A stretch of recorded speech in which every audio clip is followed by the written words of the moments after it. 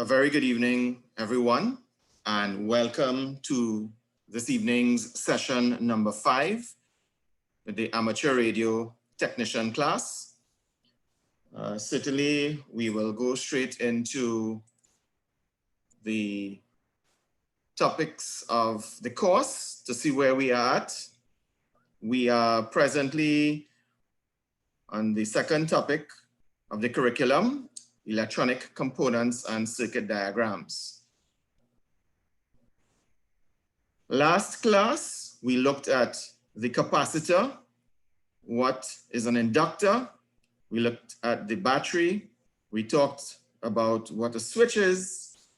We looked at the diode. And if you remember, the diode being a one-way device, an LED, and the transistor. We said there were two junction transistors, the PNP and the NPN. And lastly, we talked about the FET, or the field effect transistor.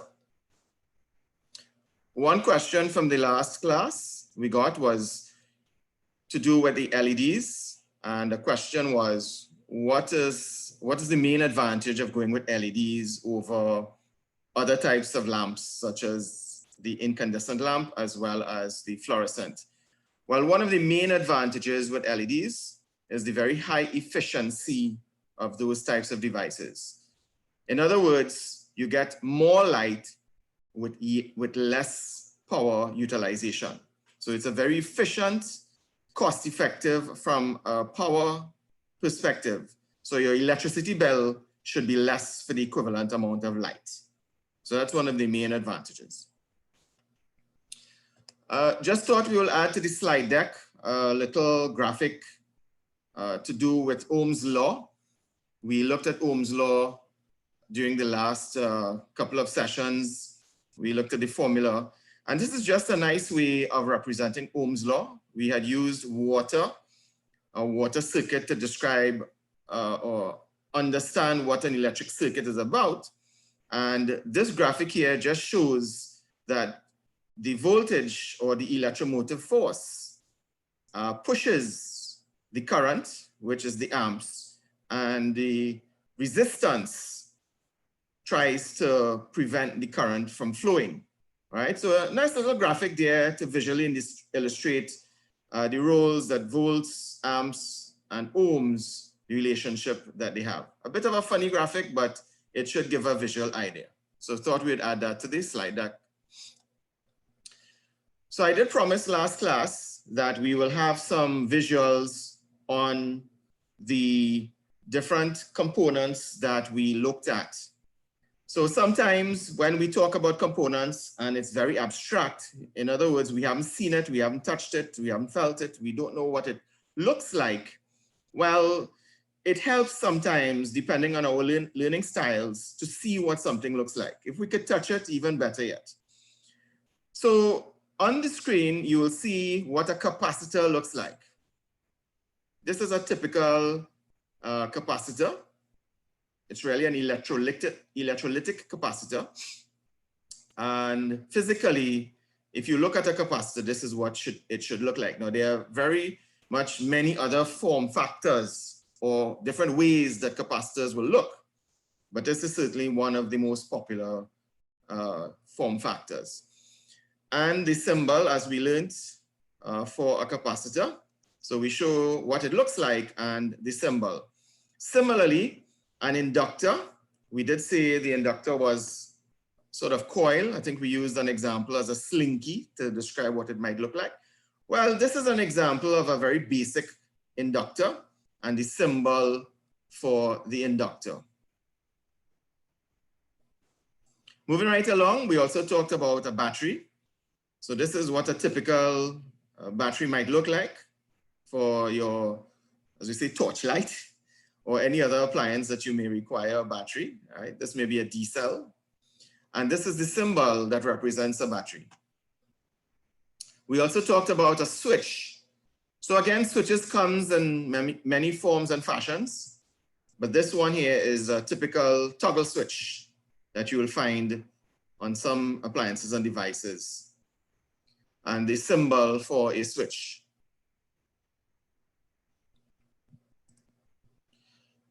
When we talked about our switch, we were dealing with one type of switch, which is called a single pole, single throw. A little later on in the course, we will come across perhaps some other terms. So just thought I would introduce the different types of switches and symbols. Notice that the previous symbol, we showed a single pole, single throw switch, but certainly switches can have, you may have seen them, a switch that will have a middle point and it can go to the left, come back to the middle, which is off, and go back to the right. But this is a single pole, single throw switch, but there are others such as single pole, double throw. There's double pole, single throw, and there's also double pole, double throw. We won't go into much detail on this, but this is just a reference chart for you to know that there are different types of switches. But we have, for now, would have considered the simplest of switch type, single pole, single throw. We also discussed the diode. Remember, I said the diode is like a check valve in the water circuit where it allows the flow of current in one direction only. And we said the cathode or the negative is given by a stripe. Well, look, the stripe right here. And this is the symbol for our diode. We also talked about LEDs, or what an LED is, light emitting diode. And this is what one may look like. This is the part that glows. These are the leads. You may not see the leads, but you may see the front part of the LED where when it lights up. It may be in a car radio, a phone, and it blinks, so it lights up. Well, this is the front piece here that you see lit, but this is the rest of it and the connections to the LED. And certainly our symbol, notice it's a diode, but with some arrows showing that it's giving off light. We also talked about the transistor. This is what a transistor might look like. It's one of the form factors. There are several others, but this is a typical transistor. And of course, one of the symbols that we use to represent a transistor. We also talked about field effect transistors. Well, again, similarly, notice it's very similar to this other device. Again, they come in different form factors, but they all look, quite similar. One of the key differentiating factors between them, well, transistor and other devices, notice the 3 legs or 3 leads. And this is the symbol for an FET. All right. All right, so we have a couple more slides, but I'll share that as we go through the material. All right, no problem at all. I'm glad to have you, Charlene. Yes, message acknowledged. All right, so let's go straight into the material. Give me 1 second to share the screen. There we go. All right, so this is where we stopped the last session. We pick up where we left off, and we look at this statement here that says that this figure on our screen is a simple power supply. So what it means is that we plug it into our mains and we get an output. So it doesn't tell us what is the output of this power supply, but it just tells us it's a power supply. And it's a circuit diagram of the power supply, and it shows the various components, all of these components connected to each other that makes up the power supply. So this is a schematic diagram of our power supply. If you remember from the last class, we talked about schematic diagrams. So here's yet another one, and it's labeled as figure T2. So in your exam, they will say, in reference to figure T2, what's this? Or what role does this particular component play? So this is figure T2. And next to the component, you will also see numbers. So there's a component here. I think we should recognize it's a diode. It's component number 5. So they are saying to us here that component number 2 is a fuse. So let's look at component number 2. Component number 2, a fuse. And a fuse protects a circuit from overload. So in case there's an overload in this part of the circuit, the fuse will, what did we say last class? It will blow. That's the term that we use. Common term that we are accustomed hearing about a fuse blowing. Yes. But it simply means that the fuse detects an overload condition, and to protect the circuit, it will open and blow so that no further current flows in the circuit. Let's go straight to a question. What type of switch is represented by component 3 in figure T2? So let's look at component number 3. Where is component number 3? Component number 3 is right here. So as we learned last class, this symbol is a switch. And from the graphic I would have showed you a little earlier, this is a single pole, single throw switch. It simply means that it's single throw. That means you could only switch it into one direction and back. You can't put it in two directions. And it also means there's one contact as opposed to 2 or 3 contacts. So you're only making contact with one connection. So that's why it's single pole. So again, just know that this symbol is for a switch, yes, but what kind of switch? It's a single pole, single throw. And a note here for you that the function of that switch is simply to turn the power supply on and off. So when this is open, no current flows, so therefore the power supply is off. When this switch here is closed, meaning this lever comes here and makes contact, then there's a flow of current here, right? And the power supply is energized, or the power supply is now on. Okay, let's continue. They also ask us, what is component number 4 in figure T2? So let's look at what component 4 is. Component 4 is all of this here. Now, what could this be? So you're probably saying, but wait a minute, I remember the symbol saying inductor, I remember the symbol looking like an inductor, but all of this is one symbol. So we did say this is a power supply, but what is this component that we are seeing here? Well, this is the symbol for a transformer, and a transformer takes alternating current of one voltage and either breaks it down or steps it up to another voltage. That's what the transformer does. And this is our transformer symbol. Again, we plug this power supply into our mains, our outlets, our receptacle outlets in our house, turn it on, and the transformer energizes. It takes the alternating voltage, alternating current coming in, and sends the voltage out through the other side, and it either steps it up or steps it down. And just to be complete, there are transformers that are 1-to-1 so that the voltage on both sides are the same, right? But typically a transformer is used to step up or step down voltage. When you look at the transformers on your street, that you see these big buckets that TNTech has on the poles, or you look at a substation and you see these very large transformers, what they're really doing is taking alternating current at one voltage and either stepping it up or stepping it down depending on your needs. But for our power supply here, we are actually stepping down. So this is a step down transformer.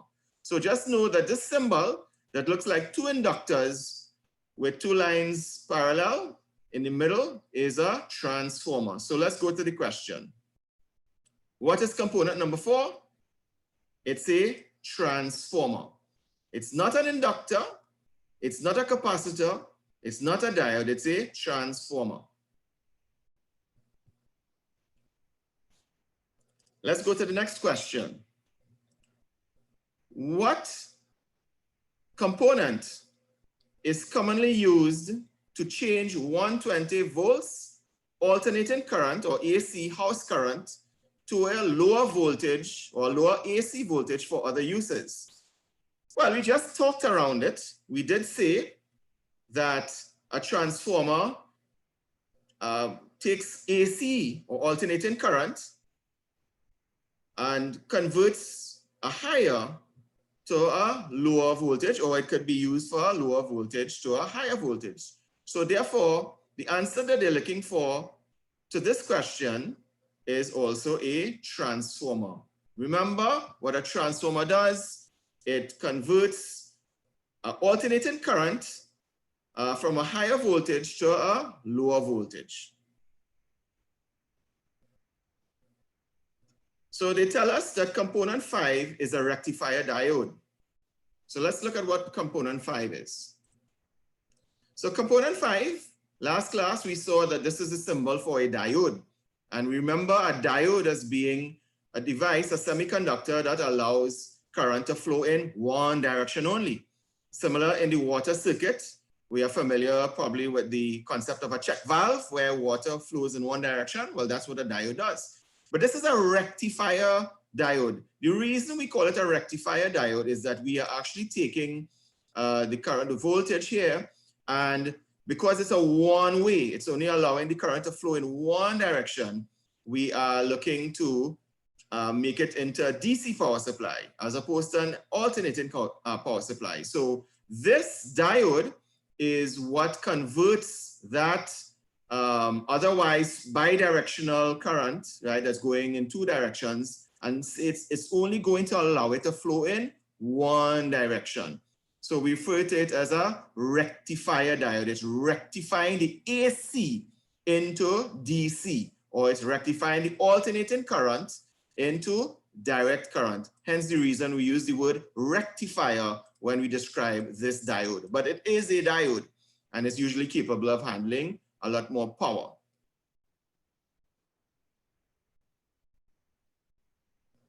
So they tell us that here also rectifier diodes are designed to handle higher currents found in power supply circuits.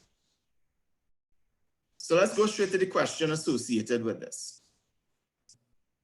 Which of the following devices or circuits changes an alternating current into a varying direct current signal? Well, we just discussed the purpose of a rectifier diode as being that device that takes an alternating current for the purpose of converting it into a direct current. So therefore, the answer to this question is simply a rectifier. So just understand what a rectifier is, or rectifier diode to be complete. It's a diode that is used in a power supply circuit like this one, and it's converting alternating current that's coming out of the transformer, and because it allows the current to flow in one direction, it becomes a direct current. Right, so remember our knowledge is building on what we learned in previous classes, right? Okay, so the next question is, what is component 6 in figure T2? So let's go back to figure T2 again and look at component number 6. Where is component 6? This is component 6. This symbol should look very familiar to us. We did in fact revise it today. We also looked at it at our last class. And we should recognize that this is a symbol for a, what is it? Is it a resistor? No. Is it an inductor? No. Is it a switch? No. What is it? It's a, you guessed it, a capacitor. So this symbol, number 6, component in our circuit is a capacitor.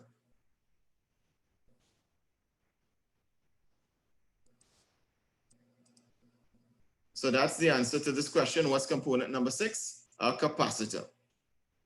They tell us that sometimes this is called a filter capacitor. So just in the same way, the diode in the power supply circuit was considered a rectifier diode. When we use a capacitor in a power supply circuit like this, we call it a filter capacitor because the function is to filter out the rest of the AC. So let's see what's happening here. So remember we said we apply the voltage from our mains, goes through the fuse, the current flows through the switch, we turn it on, it goes into the transformer. The way the transformer works, it converts for voltage, alternating current to another alternating current. So the alternating current is coming through here, but it's only allowed to go one way by the diode because it's a rectifier diode. But remember, it's still a pulsing sort of a signal. So this capacitor here filters out that pulsing and steadies it. That's the reason why when you put a capacitor across the circuit like this, it's called a filter capacitor. Just like this is a rectifier diode, it's rectifying the AC to DC. This is a filter capacitor because it is smoothing the DC from pulsing DC to a steady DC. Okay. Continuing right along, what is component 8 in figure T2? So let's look at component number 8. Nice. I'm guessing that everybody in the class got this correct. We know it's not a switch. We know it's not just a diode. We know it's not a capacitor. We see it looks diode-ish, if that's a word. It looks like a diode, right?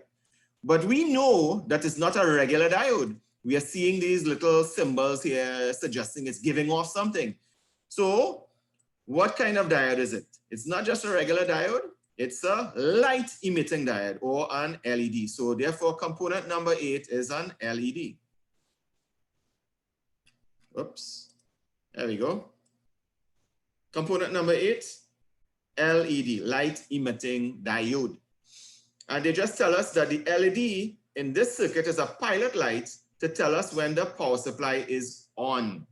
So that's the function. If we look back at the circuit here, when we turn on the switch, current flows in the primary here of the transformer, and it goes to the secondary as a lower voltage. The rectifier diode converts the AC into DC, and then the filter capacitor filters it from a pulsing DC into a smooth DC. And this little LED here lights up to tell us that this circuit is on. Yes? So we're getting somewhere as to what this circuit is about, right?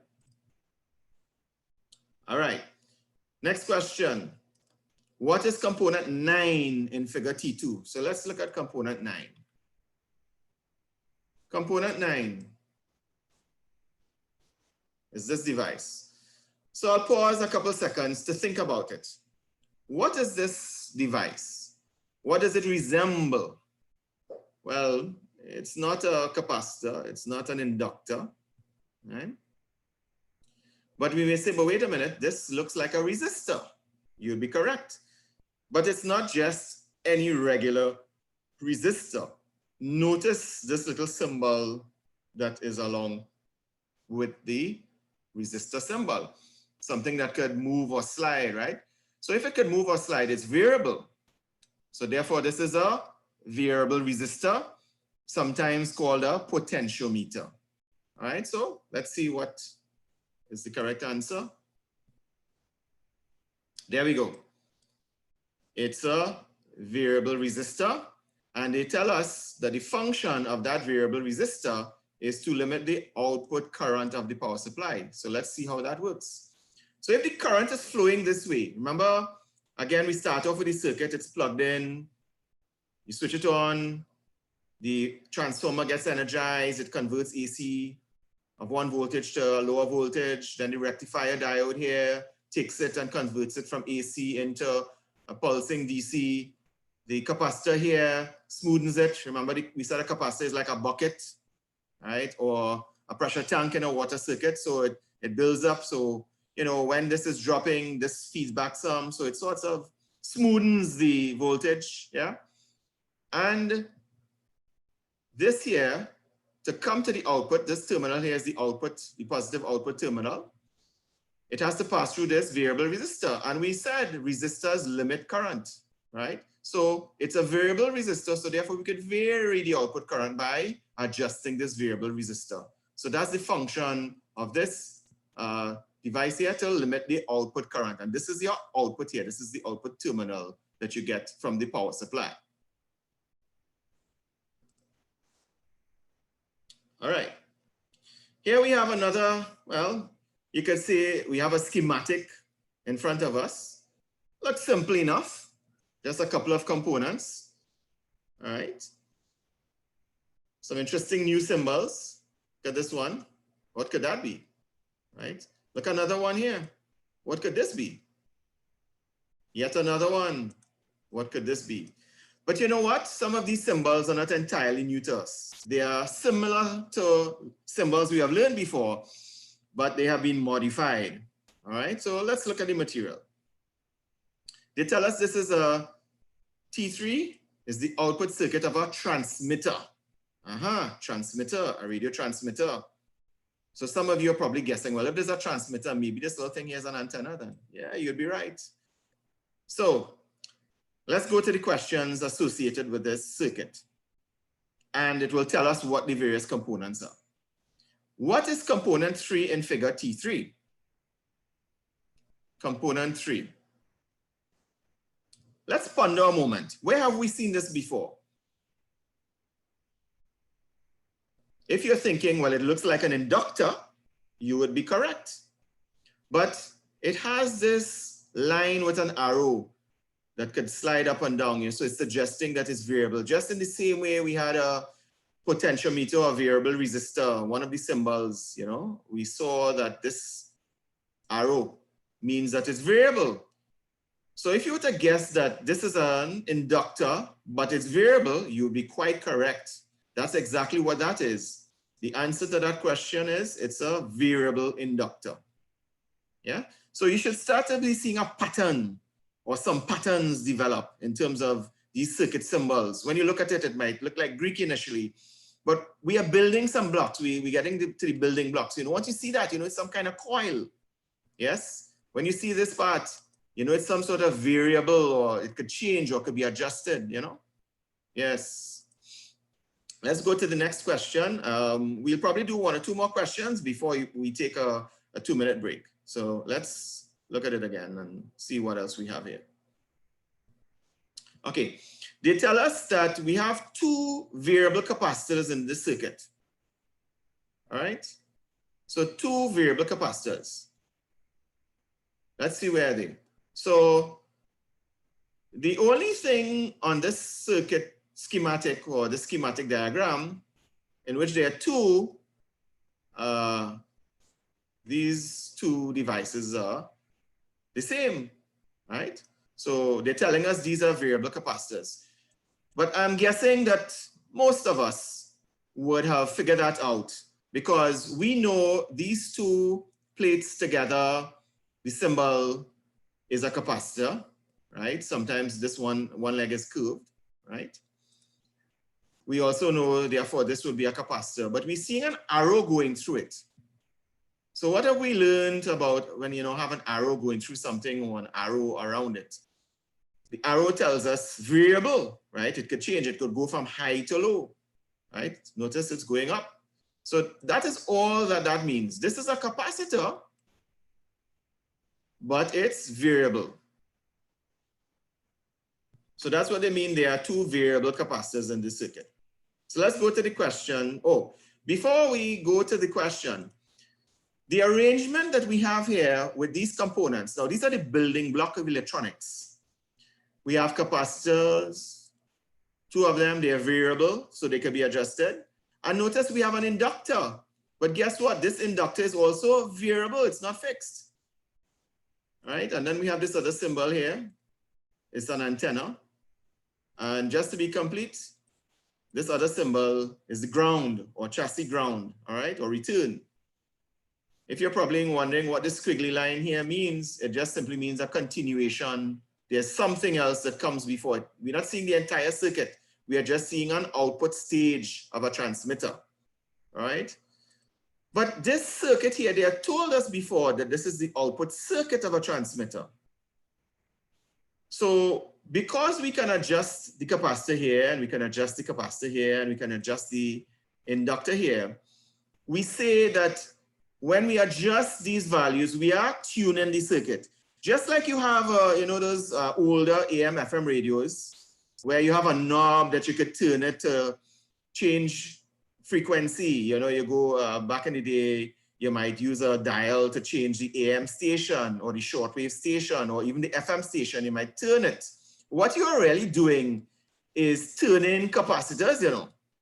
The device inside there, you turn on a knob, but you're actually turning a capacitor, or you are really turning a variable capacitor. So this symbol that you're seeing here, you must have turned this many times in your life.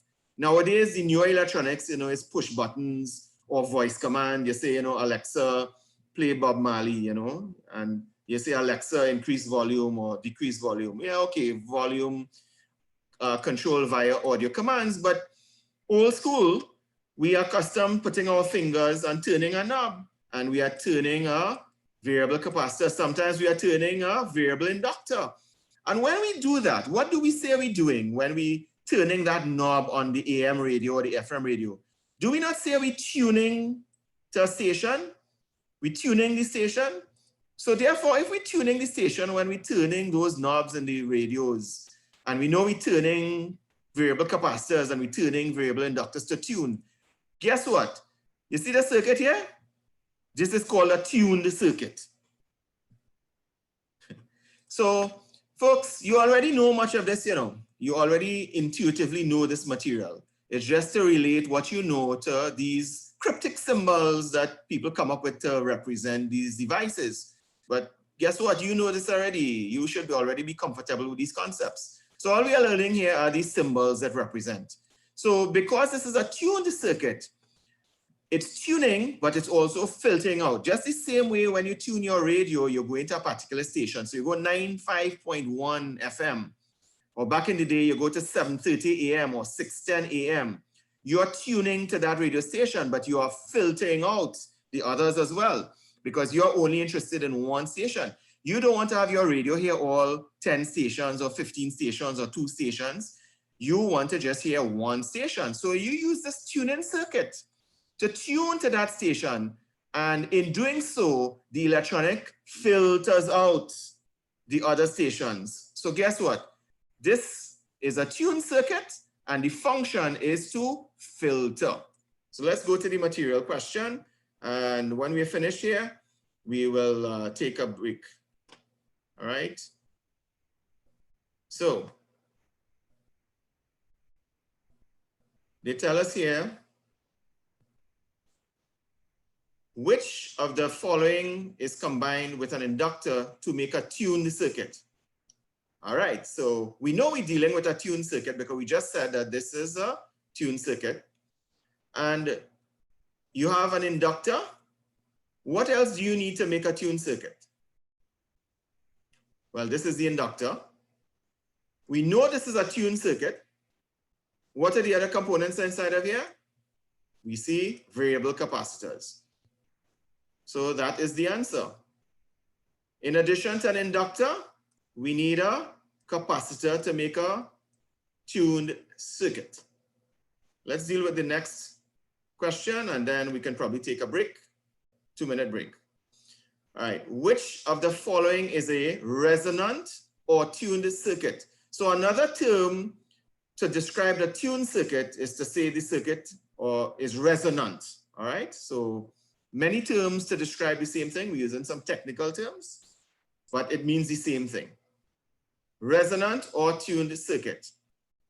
Well, we know that we need for a tuned circuit to have capacitors and inductors and, you know, variable, or it could be fixed, but the point is variable capacitors or fixed capacitors, inductors, yeah? And the answer is an inductor and a capacitor, and here's the part they try to make it sound complicated for you. But again, we dealt with some of this before, so it should not tie you up too much. They say connected in series or parallel to form a filter. So look how they're trying to make this complicated for you, right? So we know a tuned circuit or a resonant circuit requires capacitor and an inductor. So look the answer right here. But they go on to tell you that that circuit could either be series or parallel. Remember when we dealt with the circuits earlier, we show when something is in series or parallel, is how you connect it. And they also say to form a filter. So they're just using a lot of tie-up words there, but we know all of this is true, that this is a tuned circuit. It has capacitors, it has inductors. It could either be in parallel or in series. So parallel here, series here. And we know it's a tuned circuit or it's resonant. So folks, this is where we will take a 2-minute break. Please go ahead, stretch. If you need to have a bathroom break, feel free as well. And we will come back in approximately 2 minutes.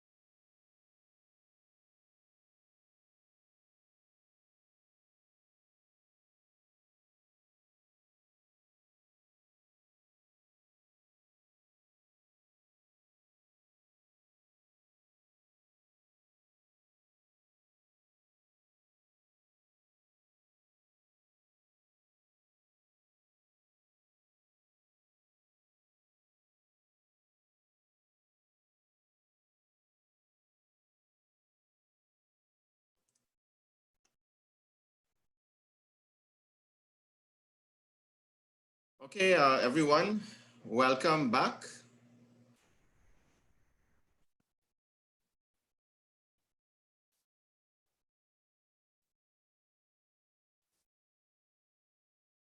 Right, so I hope you were able to get probably a drink of water and take a little stretch. So let's pick up where we left off.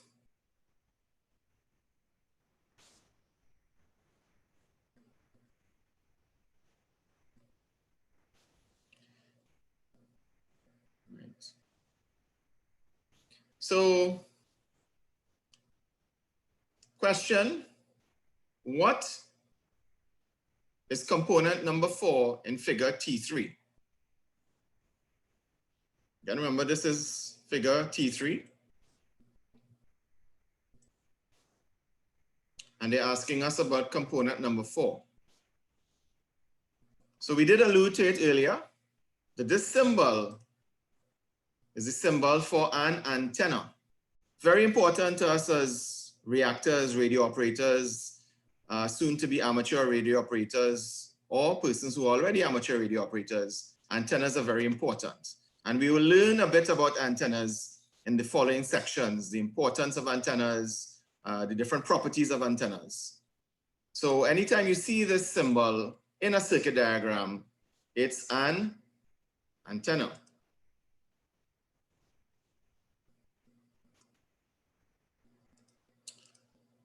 Okay, so as we continue, and we'd like to welcome everyone who has joined since we started. And just remember, we do have recordings, or we are trying as best as possible to make recordings of these sessions available. So if you missed anything, you simply can review the recordings. So welcome to the persons who have joined us. Right, so we are still under electrical components, and we are looking at some of the other components in our technician class material that we need to know about. One of them is called the relay. And they're asking us, what is a relay? So you could think of a relay as a device that you provide one signal to control another signal, right? So it could be something like a low voltage that is sent to a device that switches a higher voltage, right? That is one of the ways a relay works, right? So the answer to what is a relay? The answer is an electronically controlled switch. So instead of you just flicking a switch, you apply a signal. So if, for example, you could flick a switch, but what that does, that switch that you flick doesn't turn on the power in the device directly. It provides an electronic signal to another device. And when it gets that signal, that device then says, oh, okay, you want me to turn on the power. So then that switch operates. So it's like an indirect switch, right? It's the same way like you may tell a person in a relay, here's the baton. It's the same thing. One person is passing it to another person to do. So that's why they call it a relay. It's a switch, but you're passing it on to something else to actually operate, right? So just note that a relay is defined as an electronically controlled switch. The next item that we deal with are the meter or meters. We should already be familiar with meters. So if we go and look on the outside of our house, we will see an electrical meter that's supplied by TNTech. They no longer really come around, walk around and read your meter, but long ago they would, you know, every month or every 2 months or so, or periodically, a meter reader would walk around and, you know, call at your gate and say, I come to read the meter, and you let them in. And they look up at the meter and take a value. That value that they take would be your electricity consumption, how many kilowatt hours you have consumed, or what is the current kilowatt hour consumption. And they simply subtract it from the last time it was read, and they determine your usage and calculate per kilowatt hour and charge you accordingly, and that's what's on your bill. So we know that as a meter, and you have a meter reader. Mention that they no longer, you see those meter readers simply because all of that is done automated, automatically through radio, right? So they don't need to come to your house to read that meter. But that's an example of a meter. Another meter is you may have in your car, you may see a gauge of some sort telling you what is your speed. We call that what? A speedometer, yeah? So meters will show us visually some value based on what it's measuring. And there are different types of meters to measure different things. So they tell us here that meters are devices used to indicate many different values. And meters can indicate the output voltage. It can indicate the output power and many other values of different types of things. So a power supply, you're interested to know what's my output voltage? What if your power supply is a 13.8 volt power supply? Do you know how much it's outputting? But if you have a meter, it will read 13.8. If you saw a 15, you'll say, whoa, that's a high voltage. It's higher than expected, right? Maybe you adjusted it to that, but maybe it's too high. Same thing, a transmitter, your radio, you want to know how much power am I outputting? Am I outputting 5 watts of transmitter power, 10 watts, 100 watts? So let's go straight to the question to deal with the meter. Which of the following displays an electrical quantity as a numeric value? The answer is a meter. All right, so let's talk a bit about ICs or integrated circuits. Now, remember when we looked at circuits before in our diagram, we saw a lot of discrete components, individual components. We said this was a capacitor, this was an inductor. And even before, when we looked at other diagrams, we saw transistors and diodes and so on, right?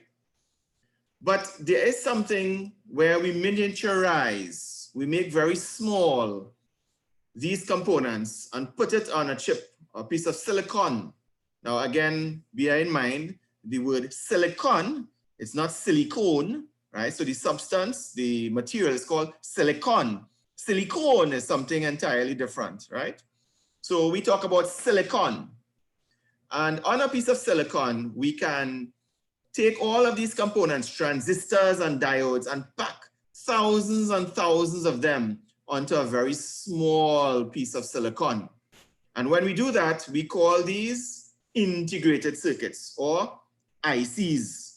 So an integrated circuit really is quite a lot of these individual components miniaturized and packed onto a very small silicon wafer, and it helps to make devices smaller. Without ICs, you know, very large scale integration ICs, your cell phone might be as large as a car. If every single component had to be a discrete component, you would not be able to miniaturize these devices. Radios and so on may not be as small as they are. As a matter of fact, if you think about it, long time, radios long ago were very large devices, and you have seen the size come down. Television sets, for instance, used to be very large devices, and they have come down in size. Well, not really. They have increased in size, but if you think about it, look how thin they have become, right? For all sorts of reasons, we try to miniaturize. The same thing, your cell phone. First set of cell phones were very large, bulky devices, but we have miniaturized the circuits into integrated circuits. And the comment they make here, we may have millions of transistors inside of an integrated circuit that's the size of your thumb, okay? So let's get to the question in the question pool that deals with this. What is the name of a device that combines several semiconductors and other components into one package? The answer, it's an integrated circuit. So we use integrated circuits to perform many functions, but one of the typical functions that an integrated circuit performs for us that we will encounter in amateur radio is called a voltage regulator, right? So they ask us the question, what type of circuit controls the amount of voltage from a power supply? And the answer is a regulator or a voltage regulator. Again, that is a form of an integrated circuit that performs multiple functions for us in one small package. Perhaps we have been providing examples of what these components look like. So for our next class, we'll aim to provide some examples and pictures to show you what these devices may look like. Also, in electronics, sometimes we need to protect different parts of our circuits from interference. And one of the ways to protect pieces of our circuits or entire circuits or even entire devices or wherever there might be interference that will cause problems with the circuits, we need to shield them from such interference. So the point that is made here is that sometimes when we connect electronics together, we often use cables to connect them, and they may have more than one conductor. The point is made here that some of those conductors may have a shield around them, and that shield is connected to ground. And the reason for that is to remove some of the interference that could occur in these electronic circuits. So we call that process shielding whenever we use it. If you think about it, let's look at an example of a shield that you may or may not be familiar with. If you were to take your cell phone and go into a 20-foot container and that container is closed, you may find that you no longer have cellular reception.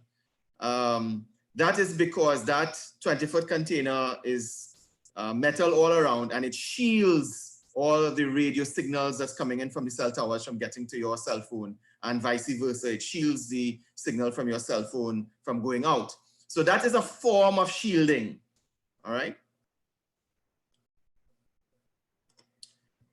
The question in the question pool: which of the following is a common reason to use shielded wire?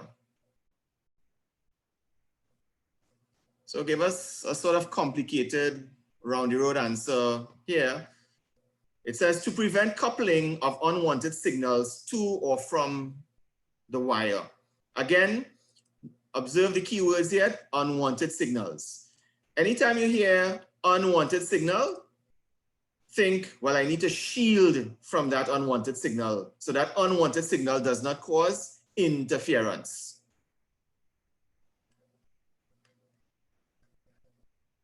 All right, let us see if we can quickly get into the next curriculum item on radio waves. We just have a couple of minutes again to go. So let's get into this section and see how far we can reach. So we are studying amateur radio. So it kind of makes sense that in studying amateur radio that we will study radio waves. They make the point that radio waves are what amateur radio is all about. We generate them, we send them to this place, that place, and then we receive them and we listen to them. So radio waves are an important part of what amateur radio is, of course. But we need to know what a radio wave is. What exactly are radio waves? For the purpose of the technician class, we need to know that a radio wave is also called an electromagnetic wave because it consists of both an electric wave and a magnetic wave. Now you might be saying, but wait a minute, you know, I remember when we looked at components, we talked about an inductor storing energy in a magnetic form and a capacitor storing energy in an electric form, right? So you might start to be connecting some dots here now as we go through this material, right? And that's fine. So again, radio waves have both an electric and a magnetic property.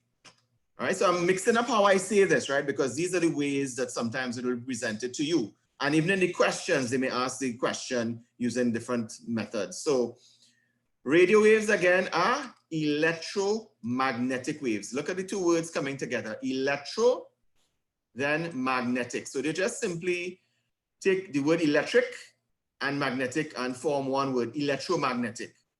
But they break it out for you here and tell you it's electric wave and magnetic wave. One of the things that you may need to be aware of is that these two waves, when they're produced, are at right angles to each other or 90 degrees to one another, right? And they travel, those radio waves travel, they're invisible, you don't see them, but they are in fact traveling and they get propelled through space, right? Space here doesn't necessarily mean outer space, but space. All into the air, all into the atmosphere, the radio waves go. And yes, some of them do go into outer space. So let's deal with some of the questions associated with this concept. What type of wave carries radio signals between transmitting and receiving stations? The type of wave is an electromagnetic wave because we are doing amateur radio and we are dealing with radio waves. So therefore, we are talking about an electromagnetic wave. Electromagnetic. Next question. A radio wave is made up of what type of energy? Well, that's just another way of asking you for the same answer, right? It's electromagnetic energy, right? So notice the different ways they try to mix up the question to you, right? So it's important that you become familiar with the different ways that you refer to these terms, right? So again, what type of energy is a radio wave consisting of? Electromagnetic energy. It's an electromagnetic wave. Another way of breaking up the question and asking it again. Let's look at the question. What are the two components of a radio wave? All right, so you know this. The answer, electric and magnetic fields. All right, so notice the different terms that they're using, right? Electric and magnetic or electromagnetic, right? But they're asking us the two components.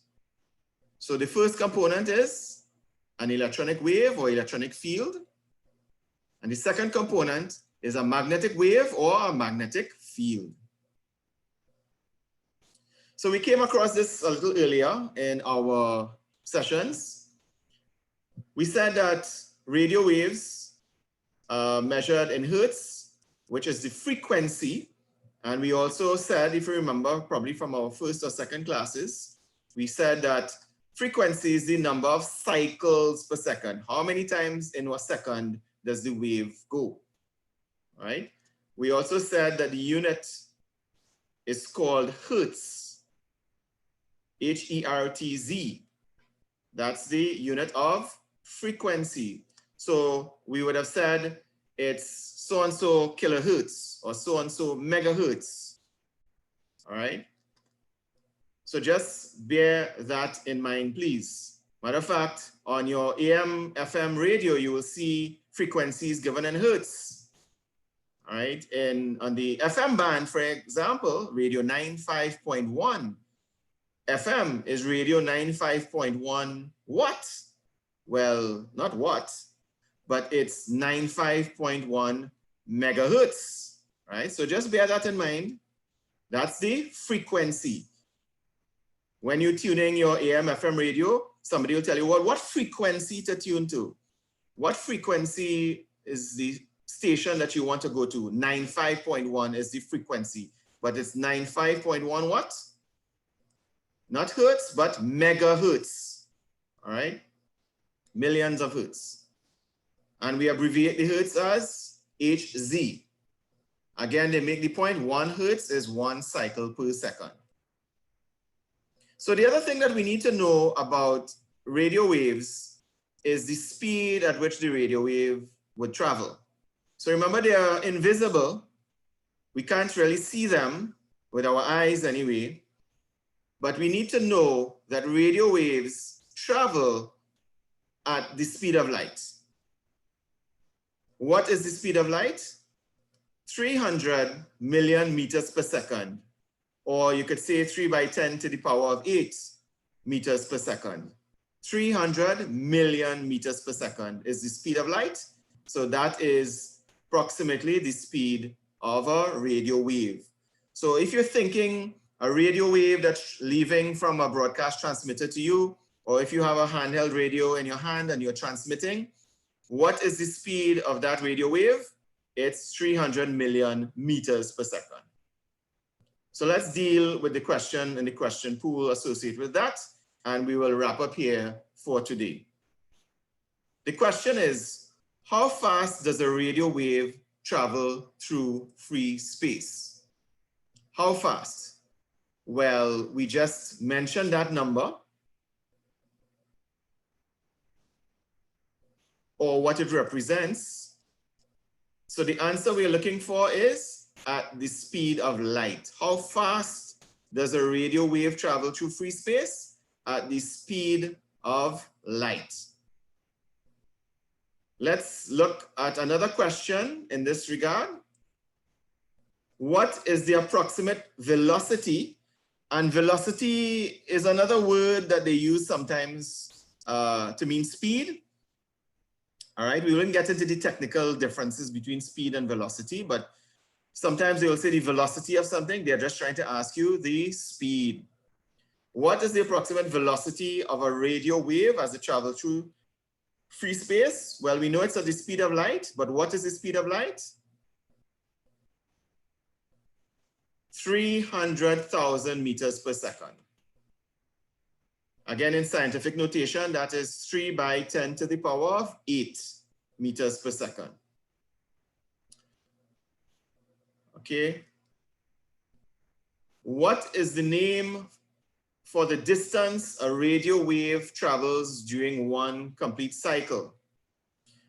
Well, the answer to this actually gives away the answer, because they're asking us what is the name of the distance, right? So another way to say distance, you could say the length, right? So what is the distance that a radio wave travels? So it's a radio wave. The simple answer is the wave length, right?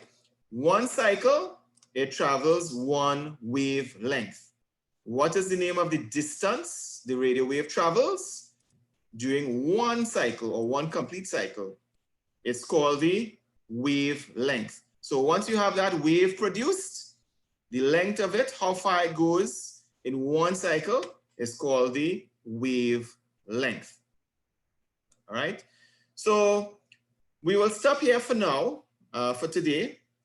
And I would just like to thank everyone for attending today's session. We will be, once the recording is successful, we will send the link via email to you, as well as the notification for the next class, including the Zoom link. Remember, you can expect to receive at least one email per week from me. And if you're not getting at least that, please check your junk mail folder or your spam folder in case it goes into there. The next class is scheduled to take place on Friday, the 3rd of July. So folks, thank you very much for your time and attention. And please, we ask that you continue to be safe. Yes, Anthony, thanks very much for your comments. Right, we trust that you will have a great weekend.